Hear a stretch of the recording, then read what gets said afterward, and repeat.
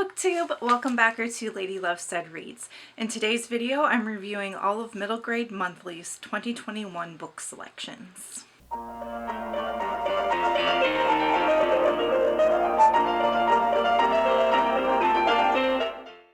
Middle Grade Monthly is a monthly book club hosted by Jade at JD Ray Reads, Gavin at How to Train Your Gavin, and Pris at Pris Sprints.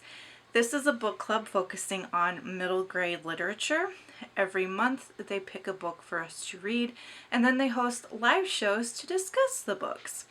In 2021, I was able to keep up pretty well with all of the book selections for the book club, and I wanted to share my thoughts. In January 2021, we read Keeper of the Lost Cities by Shannon Messenger.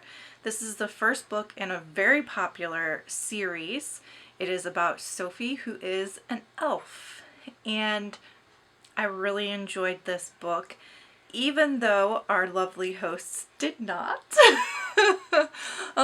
This book has some issues, sure, it certainly does have some issues, but what I liked about this book was how it made me feel.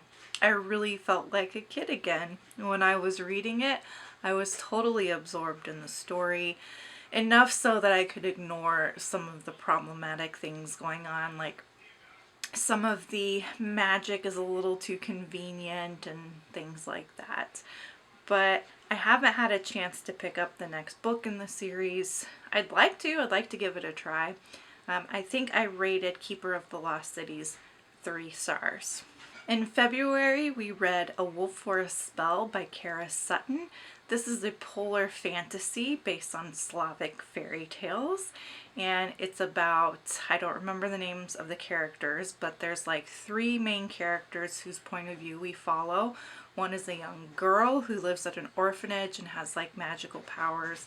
One is a wolf, and one is Baba Yaga, which is the classic fairy tale of Baba Yaga. She's got the house on chicken legs, and the king is marrying the young girl's friend at the orphanage, and he's plotting a war on the forest and the Baba Yaga and basically anything magical.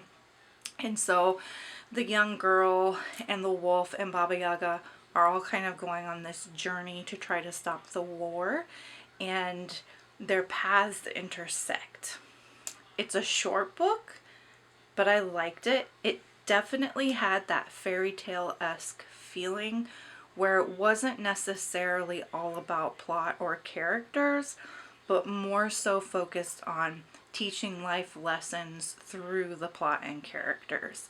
So I didn't find it that absorbing or fast-paced or anything like that, but it was a good time pass, and if you like fairy tales, you might really like it. I gave that book 3 stars out of 5 as well. In March, we read Amari and the Night Brothers by B.B. Alston. This is the first book in B.B. Alston's Supernaturals series. The second book comes out this year in 2022. And this is such a fun story. It's about Amari, whose older brother has gone missing, and one day she comes home from school to find a suitcase that her brother sends to her, and the suitcase is full of like different things, and it's basically an invitation to this organization. It's like a summer camp where they teach magic. It's like a magical school setting. So Amari goes to the school because she wants to find her brother, and she thinks if she goes, then, you know, that's going to give her some answers as to where Quentin went. And when she gets there, she discovers that she actually has magic, and she meets some friends, and, you know, things unfold. I can't give spoilers, but it was so good. One of the best books that I read in 2021, and I gave it, what did I give it? I gave it 4.5 stars out of 5. There were just a few little things that kept it from being a 5-star read, but as a book that sets up a series, as a book set in a magical school featuring a young black girl, like, it was delicious. I loved it, and I highly recommend it. If you haven't read it yet, what are you doing? In April, we read The Witch's Boy by Kelly Barnhill, And this was about a young boy who has a brother who dies, and his mother is magic, and this bandit comes to try to steal his mother's magic, and then he ends up trying to go find the bandit and get the magic back. And the bandit's daughter is also kind of on a journey, and they cross paths, and this was just fine. I thought it was kind of slow, and then there's this overarching plot about like a war that's coming between the queen and these other nations. So there's like that plot happening, and that didn't really even need to be there. That just kind of read as filler to me, because I felt like the focus of the story should have been Ned and Aoife, who were the two kids, and just like their journey. And like if more time had been spent developing them and their story, I think this could have been an excellent book. But it was kind of fractured, and I felt like it was really slow at parts. And then there were some scenes that were a bit violent and a little bit gory and just not appropriate for a middle grade, in my opinion. Because if I had read that as a middle grader, I think I would have been traumatized, actually. So, didn't love it. I gave it 2 stars out of 5. In May, we read Tristan Strong Punches a Hole in the Sky by Kwame Mbalia. I loved this one. It's about Tristan, who is a boxer, and he totally screws up his first boxing match, so his parents send him to live with his grandparents for this summer.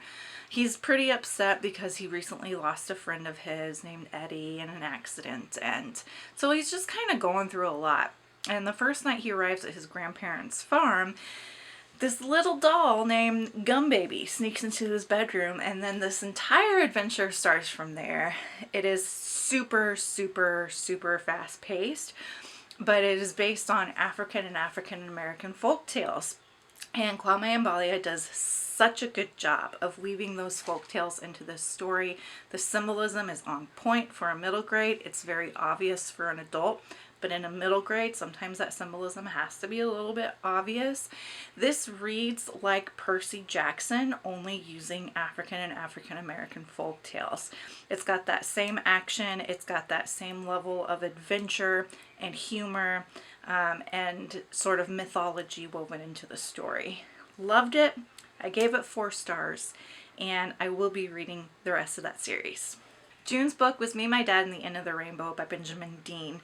I was unfortunately not able to get a hold of this book because my library didn't have a copy. It was hard to find to purchase. I didn't want to spend the money on it. I've never read this author before, so since I couldn't get my hands on it from the library, then, I just ended up not reading it. And then July's book was City of Rust by Gemma Fowler. I was also not able to get a copy of that.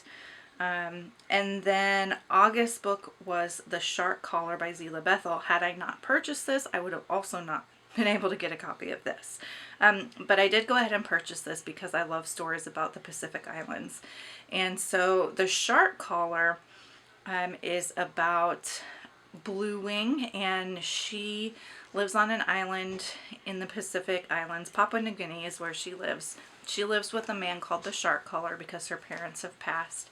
And this professor and his daughter move into town, and his daughter is not adjusting well to life there. So Blue Wing is tasked with, helping the girl adjust. And the story is complex. It is very, it does a great job of illustrating life on the island and being very respectful of that culture. And I really liked this book. I really liked it. There's a twist at the end of the book that did make me shed a tear. And I just thought it was a really beautiful story overall. It's one that I'll definitely reread.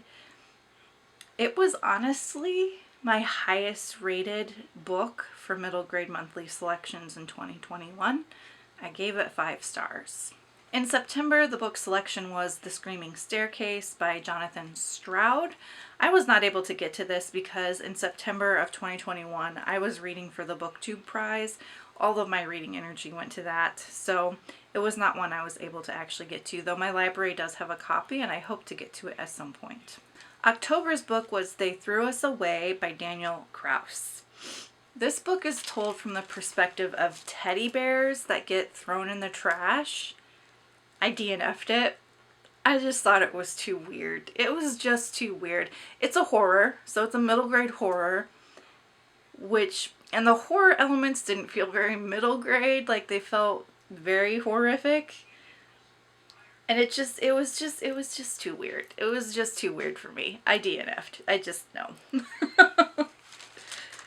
November selection was Winter House by Ben Gooderson. If you've been watching my channel the past month or so, you know how much I love Winter House and the Winter House trilogy as a whole. This is about Elizabeth, who goes to live at this hotel called the Winter House, and she solves mysteries with her friend, and it's cozy, it's soothing, it's fun, it's lighthearted, it's exciting, it's mysterious. I just absolutely loved the book. I loved the trilogy. I gave it 4 stars overall, and it's one that I will reread over and over again because it just has such a soothing quality to it. And I know that on days when my anxiety is high, that if I pick that book up and read it and just go visit Winter House for a while, that it will be a really good coping strategy. So those are all of the books that I was able to read for Middle Grade Monthly in 2021 and my thoughts on them. I would say that my favorites from 2021 were The Shark Collar, Amari and the Night Brothers, and Winter House. My least favorites were definitely They Threw Us Away and The Witch's Boy. Are you a part of Middle Grade Monthly? Let me know down below if you are, and what you thought of the book club picks from last year. Which ones you read, which ones you didn't, which ones you loved.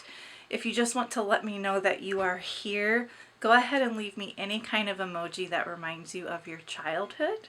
And until next time, make sure that you continue to read good books, drink good coffee, take care of yourselves and each other. Bye!